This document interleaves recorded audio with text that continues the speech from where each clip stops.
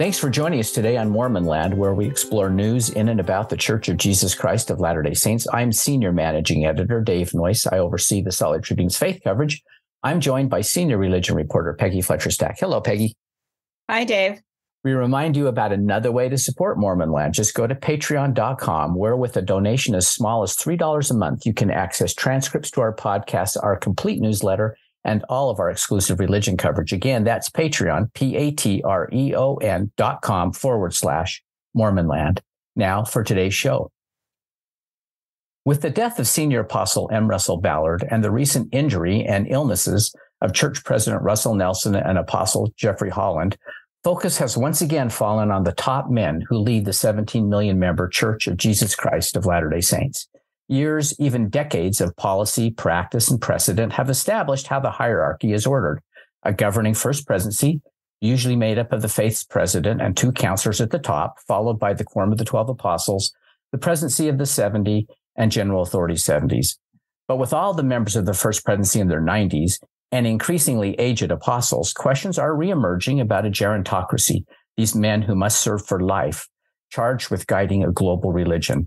And what about the general women's leaders? Does their service, capped at 5 years, prevent them from having more influence in the church? Here to discuss those questions and more is historian Matthew Bowman, Howard W. Hunter Chair of Mormon Studies at Claremont Graduate University. He joins us today via Zoom. Matt, welcome. Thanks so much. Okay, so let me just ask a general question. As you as a historian, when you heard about M. Russell Ballard's death, where did your mind first go? Oh, well, of course, the first thing you do when you hear about a death is to mourn, to think about his family, to those who love him. And so certainly that. But also, I think beyond that, how high the ages of these general authorities have gone. Of course, he was 95 years old. As you mentioned, the entire First Presidency of the church right now is in their 90s. It is the first time that has happened. This is a sign of improved medical technology, the fact that people in the Western world are living longer and longer and longer. But also, I think, necessary adaptations that have already happened in the church and will probably continue to happen. We've seen, of course, over the past several years from leaders of the church, from Thomas Monson, to most recently Jeffrey Holland, right? People who are suffering infirmities and sickness and have to step back from their responsibilities for a while. There have been ad hoc systems of grappling with this that have developed over the years. But it does make me wonder if this is something that church leaders will be thinking about more seriously in the future. Well, because the next General Conference is nearly 5 months away, most people expect a new apostle to be named before then. Is that what you think? I think likely. There's certainly precedent for that. The example that sprang to my mind first was that of Jeffrey Holland. Ezra Taft Benson, who was president of the church, died in May of 1994. First Presidency was reorganized very quickly, and a new apostle was called, and that being Holland in June, months before the next General Conference. I think with the workload that these leaders are under these days, it makes sense to replace him as quickly as possible. So what's the longest time between the death of an apostle and filling the vacancies? Seems like there's been some long gaps. It's been really scattershot in the past. And certainly as we've seen the system regularize, those spaces have gone, smaller and smaller and smaller. The first thing that occurs to me is the fact that after Joseph Smith died and several members of the Quorum of the 12 joined other Mormon movements, not the Church of Jesus Christ of Latter-day Saints, it took Brigham Young 4 years to fill some of those gaps. The Quorum of the 12 wasn't really reconstituted until 1849. Now that, it's been quite scattershot in the early days when these sorts of things were done in a more kind of jerry-rigged manner. But over the 20th century, the gaps have gotten tighter and tighter. And it's usually now never more than 2 or 3 months before a replacement is called. I seem to recall a long gap before Elders Oaks and Nelson were put in. Do you know how long that was, Matt? I don't off the top of my head, but yes, that does ring a bell to me as well. And actually, I think that's a sign of something I mentioned earlier. That being, right, the infirmities of age catching up with people, right? By the time of his death, of course, Spencer W. Kimball, who was president of the church by that point, was not terribly functional. Of course, he's replaced by Ezra Taft Benson, and who then calls a First Presidency. But then Benson himself eventually, of course, succumbs to infirmity in the last few years of his presidency. He's not terribly functional as well. So yeah, these kinds of things can slow down the work. Obviously that's because the ultimate decider is the president, right? And if the president is incapacitated, the counselors can't really just go around him, at least according to church tradition. Certainly, right. And then these are, there are certainly procedures here that most lay members of the church are not familiar with, right? But yeah, their ultimate responsibility for calling a new apostle rests in the hands of the church president. And I would imagine counselors would be quite reluctant to assume that responsibility on their own. So why do you think choosing an apostle can be tricky? I mean, I've got opinions about that, but what do you think? Well, and we should say all this, right, with the caveat that for believers, right, the ultimate person who's making this decision is God, right? And there is inspiration involved in this. It's not simply a matter of looking at resumes and interviewing and that sort of thing. But I think the job of the apostle, right, has gotten increasingly complicated and increasingly difficult over time. And I think we'll probably talk in a bit about some of the adaptations to the hierarchy of the church to try to lessen some of that burden, to be sure. But nonetheless, right, over the last 50 or 60 years, apostles are taking on more and more administrative responsibilities. They are increasingly functioning in a position analogous to that of a CEO. Of boards of trustees for major universities or corporations. But in addition to that, right, their job also involves pastoral work as well. They are pastors in a sense, people who are supposed to minister to followers and to serve in kind of comforting and caring capacity, as well as an administrative capacity. And then on top of that, they are also dealing not simply, I think, with cultures and societies where all of the current apostles, right, are from developed countries. Most are from North America. They are dealing with an increasingly global church with cultures and societies that many of them are not familiar with, and they want to do the best they can with that. So that's placing even more weight on their shoulders of things they have to do. So finding somebody with the capacity to grapple with a lot of these problems and issues is difficult, to say the least. Yeah, it seems, Matt, this may be a bad comparison. I don't know, but choosing an apostle is one of the bigger responsibilities, I would think, on a president of the church. It's sort of akin to a U.S. president choosing a Supreme Court justice. It's sort of a way that you can extend a legacy, I guess, an imprint. For instance, you mentioned Howard Hunter was only president of the church for like 9 months, but his apostle choice, Jeffrey Holland, has had influence way beyond that, right? Is that sort of a fair comparison? Yeah, absolutely. I would say perhaps even also a vice president, right? Because of course, every apostle chosen may at some point become president of the church as well. So yeah, certainly, right. These impacts last quite a long time, often after the life of the president in the church who chooses. Yeah. Also, I think makes it complicated is that it's a lifetime calling. So if they're looking for a younger man and they're all men, of course, need to remind our listeners they're all men.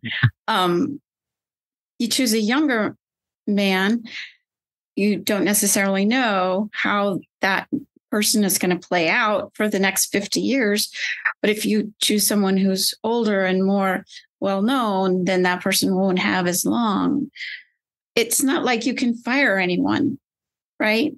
If you make a mistake with these, even the Supreme Court justices can retire, but this is a no exit calling. Mm-hmm. So that makes it really important. Yeah. Not make a mistake. Is that why? Sorry, I was going to ask kind of along the same line, but is that why the ages we're seeing kind of, I mean, in the earlier days, the apostles were quite young. Now it seems like young now is 50s, 60s. Is that sort of been the trend? I mean, will we see another like 36-year-old Tom Monson called, that kind of a thing? Perhaps. Yeah. But we don't know, right? But yeah, no, that's accurate to say. And that their ages at the call are tracking older and older. And I think that reflects a lot of things, right? As you mentioned, right, Joseph Smith called people in their 20s and 30s. Orson Pratt was 24 when he became an apostle. But also Orson Pratt died at age 70. Brigham Young died at age 77. Increasingly, I think, with the increased lifespan in the Western world, but also the shifting patterns of the church itself and the shifting patterns of the responsibility of apostles, ages have gotten later and later and later. Harold B. was 42 when he became an apostle and was somewhat young at that point. Now they tend to come, as you say, in their 50s and 60s and to serve 30 years or so. The process has been regularized. There is increasingly something similar to what was called the cursus honorum in ancient Rome. That is, you move up from office to office to office. And eventually in ancient Rome, you would become the consul, right? One of the chief administrative officers of the Roman Republic. Similarly, in the church today, apostles tend to have progressed through local leadership into the lower ranks of what are called the general authorities, up to finally the apostleship itself. And so it takes a bit longer. More and more apostles are stake presidents first, then 70s, or presidents of auxiliaries. And it's becoming increasingly rare, right, that people skip rungs or vault, right from local leadership to general authority status. Of the current quorum of the 12, right, virtually all of them were 70s at one point. So President Nelson had two previous picks for apostle, Garrett Gong, Ulysses Soares. They were both historic. One was the first Asian American, one was the first Latin American apostle. Some speculate, there's speculation about a Black apostle being named. Obviously, like you say, we don't know. No one knows what's going to happen on that. Do you expect to see further diversification among these top lifetime leaders? I think that's inevitable over time because the number of church members who are white and from the global north is declining relative to the number of those who are not white and are from the global south, particularly African and Latin American. It may take a long time, right? One of the fascinating things about this is that because, as Peggy said, this is all a lifetime job, right? Turnover is slow. Mm-hmm. But I think eventually, that will be inevitable. Okay, so put your historian's hat on. Why did the church discontinue the assistant apostle position? I heard talk that Marion Hanks was actually put in as an assistant apostle before Howard Hunter was made an apostle. Mm-hmm. If that trajectory had happened, Marion Hanks would have been the president before. Mm-hmm. Why did they discontinue that? Yeah. So the official title of this position was assistant to the Quorum of the 12. And a lot of people, there were, I think, 3-4 dozen of these over 30 years or so. L. Tom Perry was one. Boyd K. Packer was one. David Haight was one. Right. A lot of people who eventually became apostles began in this position. It was created, and this job was created by Heber J. Grant in the 1940s. because the church was getting bigger and bigger and bigger, and it was increasingly difficult for members of the Quorum of the 12 to perform all the administrative responsibilities they were accustomed to do, that being managing missions, going to missions all over the world to ensure that things were being done according to procedure there, organize stakes, preside at state conferences, et cetera, et cetera, et cetera. These people were not, this is not a distinct office, right? It is not something you were ordained to be, you were set apart. And it lasted until the 1970s, when my guess is leaders of the church came to feel that this kind of ad hoc attempt to broaden the reach of the apostles by making assistance to them simply had to be institutionalized and formalized. And become a layer of the hierarchy on its own, rather than an extension of the Quorum of the 12. And so in 1976, under Spencer W. Kimball, we see the creation of General Authority 70s, as they are called now. That is the elevation of the office in the Melchizedek priesthood called 70, which is like high priests, like elders in Melchizedek office, be elevated eventually to general authority status. And these people then, General Authority 70s, take on that space between the Quorum of the 12 in Salt Lake City and stake presidents at the local level as those who facilitate interaction between these two, the local level and the general level. But so, okay, first two questions for that. One is, some of those men you mentioned became apostles, some didn't. Was Correct. It just, again, like treated like the farm team, and some made it to apostle? And that appears to be the case, right? That these people, they were working with apostles. They were close to apostles. The apostles knew them. And of course, particularly, this is still true today, right? But especially in the early 20th century and the 19th century, being familiar to the general authorities was a good way to become a general authority. Yeah. So my second question about that is, I seem to recall that the first Quorum of 70 used to be also a lifetime calling. True? Yeah. So this gets extremely complicated. When did that stop? Yeah, I think that happened in our lifetime, at least mine. Yes, this gets extremely complicated. So as I say, right, the 70 is a distinct priesthood office in the Melchizedek priesthood, comparable to elder and high priest. When Joseph Smith first created this office, there were 7 presidents of the 70 who were considered general authorities. But those were the presidents of the 70. Everybody who was a 70 was not a general authority. There were, of course, quorums of 70s in stakes. There were groups of 70s meeting in wards and so on and so forth. In 1976, Kimball reorganizes those 7 presidents of the 70, who were then called the First Council of the 70, into general authorities. And he expands them beyond simply 7. This first Quorum of the 70 then becomes general authorities. About 10 years later, he adds to that number and creates the second Quorum of the 70. Those people were temporary callings, like doing essentially what the former assistants to the 12 did. In 1995, Gordon B. Hinckley creates area 70s, which are temporary 70s, people who serve for 5 years or so.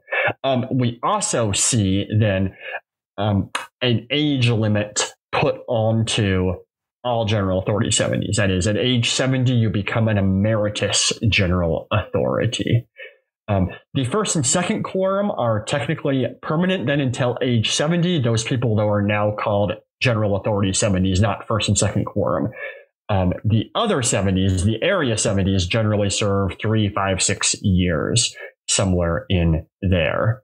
So they are not made emeritus when they turn 70. Matt, what's the advantage of emeritus for them? We sort of already talked to. You can cycle through more people that way, I guess, right? And it doesn't require a lifetime commitment from everybody. But What are some advantages besides that, maybe? Yeah. So these people, right, particularly like area 70s and the kind of the lower rungs of general authorities, often do have other careers that they are called into, and they're not necessarily on the same leadership track that eventually the 12 are on. They sometimes have jobs that they want to return to. It's also, I think, significant that this job, this sort of reorganization of the 70 in the way that has happened over the past 50 years, making them to some degree general authorities, is in some ways a bureaucratic reform rather than a kind of something deeply rooted in the theology and original organization of the church under Joseph Smith. The Quorum of the 12 Apostles is like that. The First Presidency is like that. The 70 are described in the Doctrine and Covenants and were treated in the lifetime of Joseph Smith as an office more comparable to elder or high priest than to an apostle. Thus, I think, and this is, of course, my speculation, I think that general authorities are more comfortable creating an emeritus status for 70s than they are for the apostles or the First Presidency. These are offices that can be kind of reformed, altered, manipulated a little bit in a way that doing so with the Quorum of the 12 or the First Presidency, they don't really feel like they have the scriptural or revelatory warrant to do it. I was just going to ask you about that, of course, because that's a question that always comes up, especially as you see, like you talk about aging and thank heavens for modern medicine that's allowing people to live longer and function longer. But the question always becomes, will we ever see emeritus status? Is there something that blocks that from happening? Is it mainly practice and tradition, or is, like you just mentioned, scripture? Is there some scriptural connection? There is. So we'll put it this way. There's nothing in scripture that explicitly authorizes emeritus status for these figures.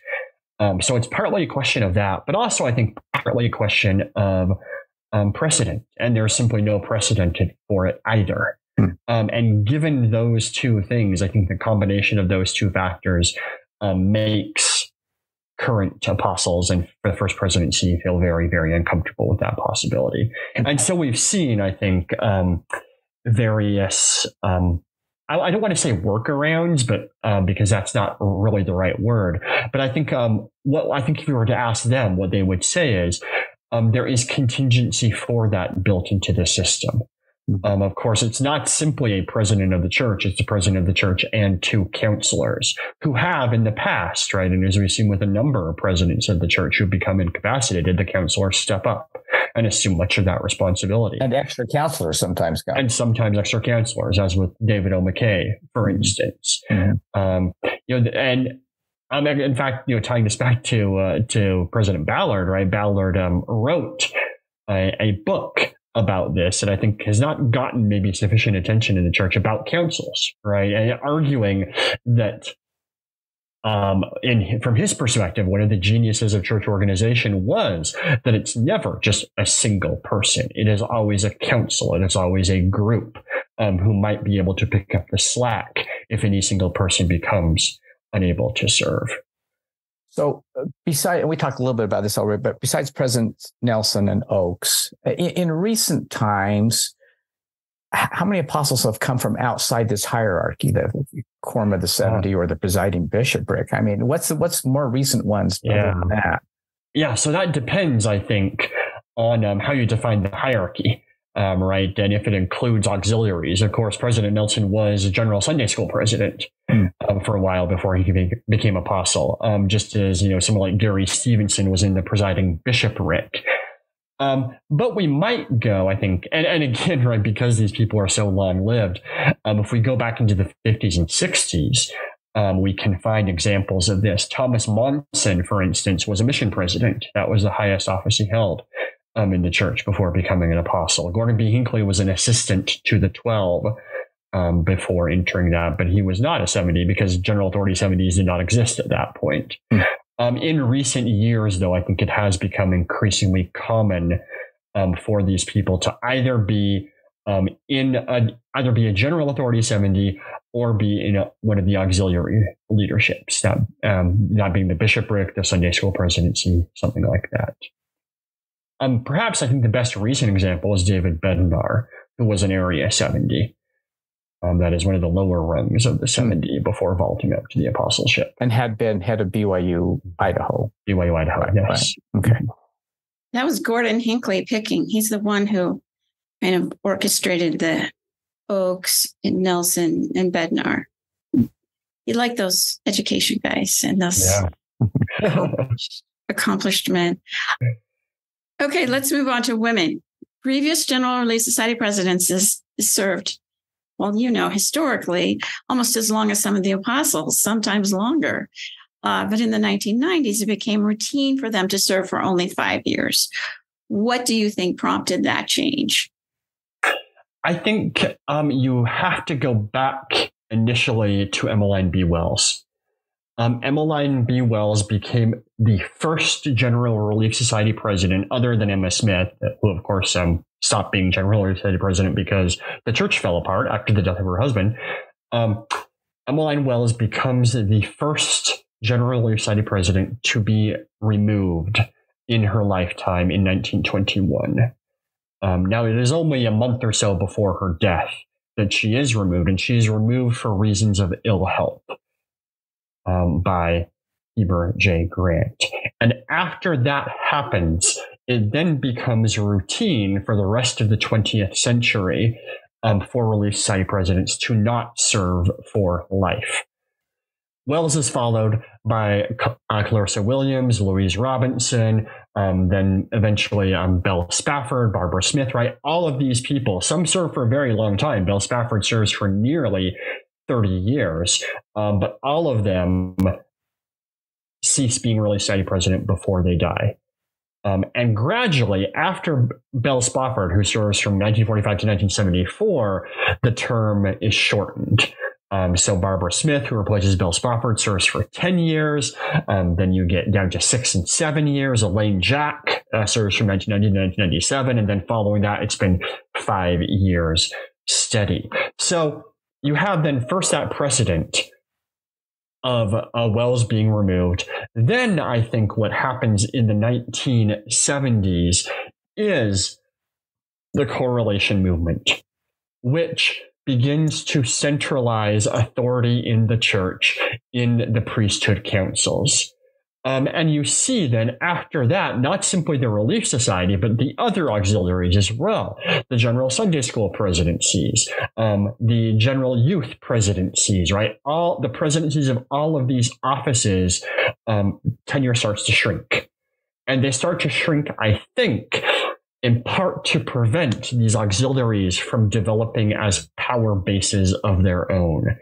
Separate from the direction and the leadership of the centralized priesthood councils. So that, in a nutshell, is how I would tell that story. Well, do you think that the 5-year limit for general women's officers prevents them, the women, from having longer and more lasting influence the same way as an apostle would? Certainly. And I think that's in part by design. Right. I think the notion, right, of these auxiliary presidencies, right, kind of shaping the auxiliaries in their own images, putting really deep stamps on them, in a sense, independent from priesthood hierarchy, I think is something that has become suspect and is not approved in the post-correlation era. So all the auxiliaries, I think, are serving much more kind of as administrators rather than kind of transformative visionary leaders in their own right.